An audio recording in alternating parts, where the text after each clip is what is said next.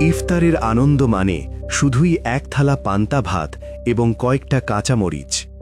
ক্ষুধার জ্বালা আর দারিদ্র্যের কষাঘাতে পিষ্ট এক বৃদ্ধ দম্পতির এই করুণ আরতি যেন আমাদের সমাজের এক নিদারুণ প্রতিচ্ছবি।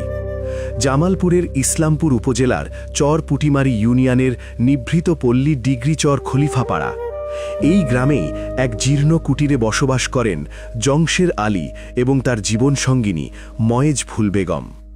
বয়সের ভারে নুয়ে পড়া এই দুই বৃদ্ধ মানুষের জীবনের শেষ অধ্যায়টি কাটছে চরম অনাহারে আর অবহেলায়, যেখানে সারাদিন রোজা রাখার পর এক গ্লাস শরবত বা সামান্য খেজুর জোটানো তাদের জন্য বিলাসিতা।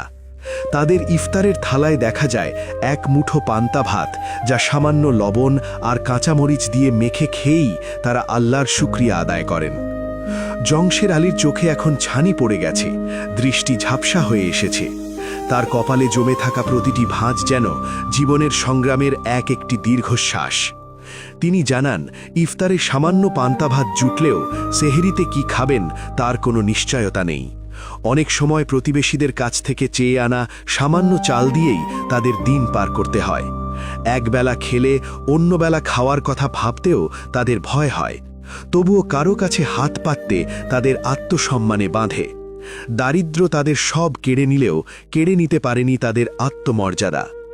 ময়েজ ফুল বেগমের কণ্ঠেও ঝরে পড়ে একই হাহাকার।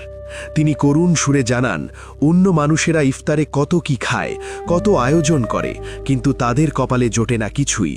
অনেক সময় শুধু একটু পানি খেয়েই তারা রোজা ভাঙেন। তবুও তারা আল্লাহর ইবাদত করতে ভোলেন না। এই অভাবের সংসারেও তারা পরম ধৈর্যের সাথে সিয়াম পালন করে যাচ্ছেন। দারিদ্র্যের এই অন্ধকার যেন তাদের নিত্য সঙ্গী হয়ে দাঁড়িয়েছে। অথচ জংশের আলীর অতীত এমন ছিল না। তিনি জানান, তার বাবা একসময় বেশ বিত্তশালী ছিলেন, কিন্তু কালের বিবর্তনে আর ভাগ্যের নির্মম পরিহাসে আজ তিনি নিঃস্ব। সব হারিয়ে আজ তিনি অন্যের করুণার পাত্র। তবুও লজ্জার খাতিরে তিনি কখনো কারো কাছে ভিক্ষা করতে যাননি। প্রতিবেশীদের দেওয়া সামান্য সাহায্যেই তাদের জীবনতরী কোনো মতে টেনে নিয়ে যাচ্ছেন। এলাকার স্থানীয় বাসিন্দারা এই দম্পতির কষ্টে সমব্যথী। এক প্রতিবেশী জানান, জংশের আলী খুবই অসহায় এক মানুষ। বৃদ্ধ বয়সে কাজ করার ক্ষমতা নেই, দেখারও কেউ নেই। তিনি কখনো কারো কাছে গিয়ে কিছু চান না। কখনো কখনো প্রতিবেশীরা নিজে থেকেই তাদেরকে কিছু খাবার দিয়ে যায়। বর্তমান বাজারে সব জিনিসের দাম চড়া হওয়ার কারণে মানুষেরও সামর্থ্য কমেছে, ফলে এই দম্পতির কষ্ট আরও কয়েক গুণ বেড়ে গেছে। স্থানীয় জনপ্রতিনিধিরা জানান, এর আগেও ব্যক্তিগতভাবে এবং পরিষদের পক্ষ থেকে এই দম্পতিকে সহায়তা করা হয়েছে, তবে তা প্রয়োজনের তুলনায় খুবই সামান্য। তাদের টেকসই কোনো ব্যবস্থার প্রয়োজন। সরকারি কোনো সহায়তা বা সমাজের বিত্তবানরা এগিয়ে এলে হয়তো এই বৃদ্ধ বয়সে তাদের আর না খেয়ে থাকতে হতো না।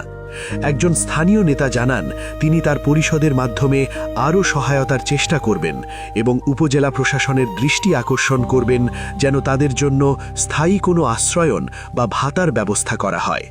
ক্ষুধা, লজ্জা আর নীরব কষ্টকে সঙ্গী করে তারা টিকে আছেন শুধু মানুষের মতো বাঁচার সামান্য স্বপ্ন বুকে নিয়ে।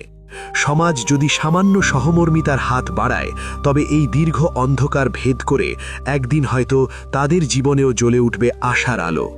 রমজানের এই পবিত্র দিনে যখন সবাই তৃপ্তির ঢেকুর তুলছি, তখন পাশের বাড়ির জংশের আলীর মতো মানুষের শূন্য থালার কথা ভাবা আমাদের নৈতিক দায়িত্ব নয় কি?